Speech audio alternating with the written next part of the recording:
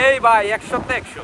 আমরা শহর থেকে অনেক নিরিবিলি পরিবেশ এবং খুব নিরাপদ মনে হইতেছে, মানে কোনো মানুষের অনেকটা মানুষ নাই। পরিবেশ সেখানে একটা পরিবেশ, শহরে একটা উৎসবমুখর পরিবেশ, কাছে না হয়তো মানুষ শুনতেছে না।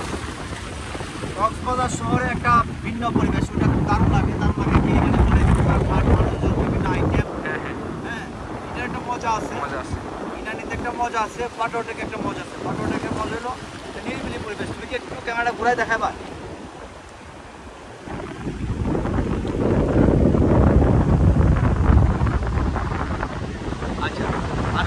এই জিনিসটা আরো সৌন্দর্য বাড়াই দিছে এই পাহাড়টা। এখানে সব মিলা 120 ঝগড়া করতে পারে এই টাইমটা, ঠিক আছে? আমরা একটা পাথরের দ্বীপে চলে আসছি, আমরা আমাদের মালপত্র একদম সেভে খোলায় রাখছি, সমস্যা নাই। এখানে প্রচুর কাঁকড়া এবং শামুক আছে। ভিতরের দৃশ্যটা মানে অসাধারণ। তুমি তোমার ফিলিংসটা একটু জানাই ভাই।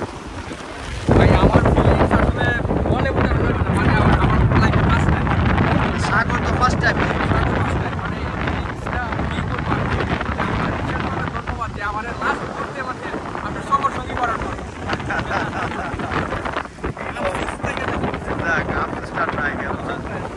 যা কঙ্কনের আফসোস মিটছে, এখন আপনার আফসোস মিটাই দেখেন সাগরের গর্জন। আমার কাছে আমি প্রথম যখন পাটোয়ারটেকে ছিলাম, তখন ফ্যামিলি সহ আসছিলাম, তখন আমার কাছে খুব ভালো লাগছিল। আমার ইচ্ছা ছিল যে এখানে আরেকবার আসবো, তবে ফ্যামিলি সহ। কোনো একটা কারণে হয়তো আমি ওইভাবে হিসাব করতে পারি নাই, শেষ পর্যন্ত ফ্যামিলি সহ আসি নাই, দেখা আসতে খারাপ লাগছে, শেষ পর্যন্ত করে নিয়ে আসছি। কিন্তু আমি খুব রিসেন্ট এখানে আসবো ফ্যামিলি সহ, এবং আপনারা এখানে আসতে পারেন। আপনারা 2 দিন সময় করতে পারলে ভালো, একদিন কক্সবাজার, একদিন ইনানি, পাটোয়ারটেক।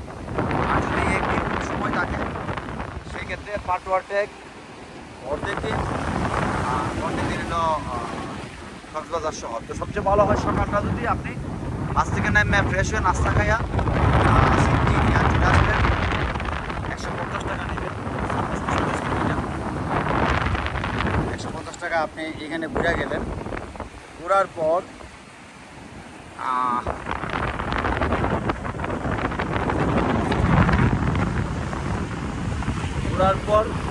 আপনি এখান থেকে যদি 1:30টার ভিতরে রওনা দিতে পারেন, 2:30টার আগে 2:00 পৌঁছে যাবেন। সেখানে খাওয়া দাওয়া করে আবার হোটেলে একটু রেস্ট নিয়ে দেন আপনি চলে যাবেন সুগন্ধা বা যে কোনো বৃষ্টি কক্সবাজার শহরে, এবং সন্ধ্যাটা ওইখানে কাটাবেন।